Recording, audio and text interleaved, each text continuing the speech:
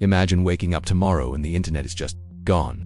No Wi-Fi, no mobile data, no apps refreshing, no emails sending, no GPS updating, and no it'll be back in an hour. Now imagine that lasts for 7 full days. At first it feels like a weird vacation. People laugh, touch grass, and say maybe this is healthy. But within minutes, the real world starts to show how deeply the internet is wired into everything. The first shock hits communication. Messaging apps don't work, video calls die, and even normal calls become overloaded as everyone tries to reach everyone at once.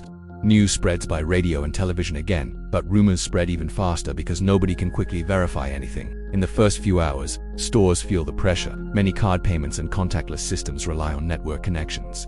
Some terminals still work on limited offline modes, but many don't, and suddenly cash becomes king again. Then comes logistics. Shipping companies, warehouses, and supermarkets depend on internet-based tracking, inventory updates, and scheduling. When those systems go dark, deliveries slow down, shelves thin out, and will restock tomorrow turns into we don't know when. By day 1, businesses panic.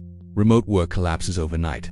Customer support centers can't access cloud dashboards. Small companies that run entirely on web tools suddenly have no operating system for their business. Meanwhile, banks and markets face a different kind of stress.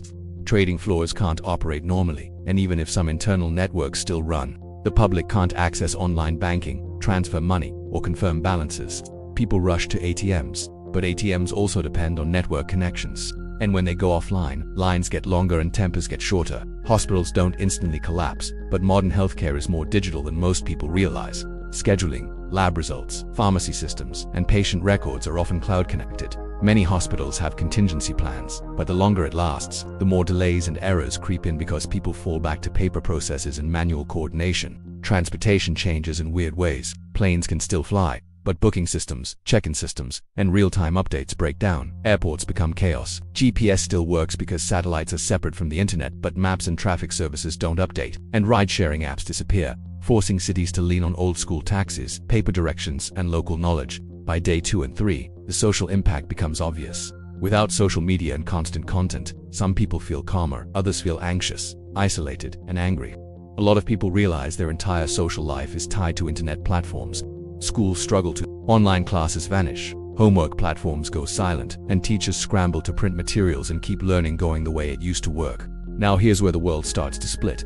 Communities with strong local infrastructure adapt faster. Places with local radio, local supply chains, and strong public services stabilize, but places that depend heavily on internet-connected everything start to feel fragile. The internet outage becomes a trust crisis. If you can't verify news, can't confirm payments, and can't access records, then every basic interaction becomes slower and more suspicious.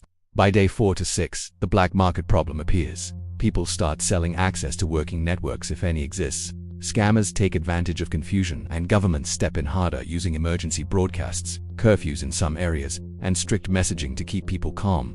But something positive also happens. Real life becomes louder again. People talk to neighbors.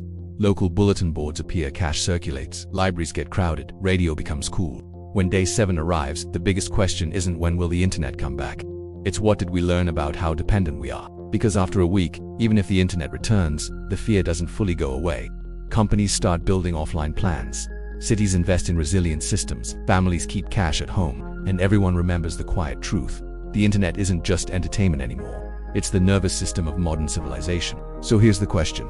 If the internet disappeared for 7 days, what would hurt you first? Money, work, healthcare, or trust? Comment your answer, and if you want part 2, we'll talk about what a truly resilient, offline-ready world would look like.